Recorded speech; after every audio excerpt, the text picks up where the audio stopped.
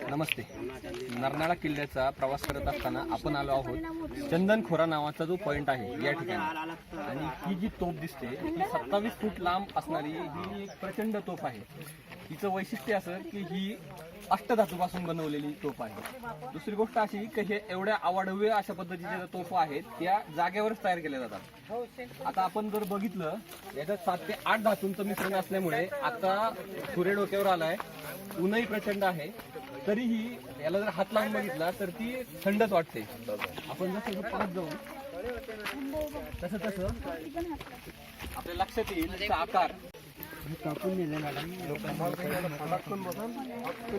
ही एक मिनिट, ही जी वात लावण्यासाठीची ही जागा आपण पाहू शकतो.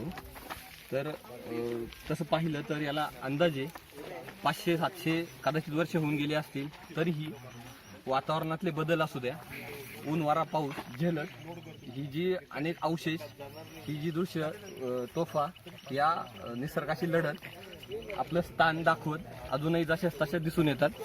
आणि त्या काळातल्या तंत्रज्ञानाला कधी कधी सलाम करावा वाटतो, कारण विज्ञान आणि तंत्रज्ञानाचा जरी अभाव असला तरी दूरदृष्टी म्हणता येईल किंवा त्या काळात कष्ट घेण्याची तयारी म्हणता येईल.